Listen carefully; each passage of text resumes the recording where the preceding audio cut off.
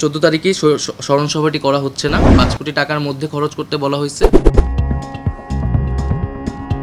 ছাত্র আন্দোলনে শহীদদের পূর্ণাঙ্গ তালিকা না হওয়ায় আগামী 14 সেপ্টেম্বর স্মরণসভা হচ্ছে না বলে জানিয়েছেন তথ্য ও সম্প্রচার এবং ডাক টেলিযোগাযোগ ও তথ্য প্রযুক্তি উপদেষ্টা মোহাম্মদ নাহিদ ইসলাম। বৃহস্পতিবার সচিবালয়ে সমসাময়িক নানা বিষয়ে ব্রিফিংকালে তিনি এসব কথা জানান। 14 তারিখেই স্মরণ সভাটি করা হচ্ছে না, মূলত তালিকাটি আরও চূড়ান্ত হলে এই তালিকার উপর ভিত্তি করে আমরা শহীদদের স্মরণ সভাটি আয়োজন করব।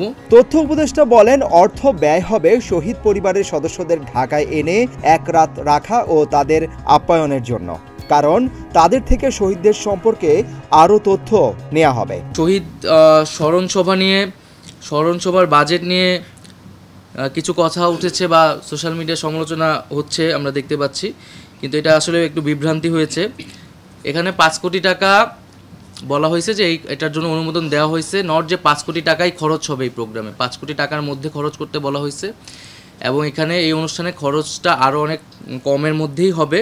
এবং এখানে সিংহভাগ খরচটা মূলত যে 64 জেলা থেকে পরিবারের সদস্যদের নিয়ে আসা ঢাকায় এবং যারা দূরে তাদেরকে আগের রাতে নিয়ে এসে একটা থাকার ব্যবস্থা, মূলত এই কাজে সিংহভাগ খরচটা কিন্তু এই কাজে যাবে। এখানে কোনো ধরনের সাজসজ্জা বা অতিরিক্ত কোনো খরচের আসলে ব্যবস্থা নেই।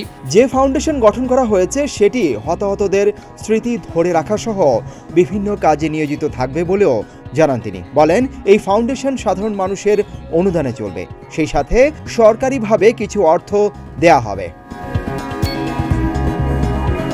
তথ্য উপদেষ্টা সাংবাদিকদের আরও জানান, পুলিশকে তাদের অবস্থান প্রমাণ করতে হবে, তাদের আত্মবিশ্বাস ফিরিয়ে আনতে হবে। পুলিশের ক্ষোভ রয়েছে, তারাও চাচ্ছে পুলিশকে যেন পরবর্তীতে রাজনৈতিকভাবে ব্যবহার করা না হয়, স্বায়ত্তশাসন চায় তারা।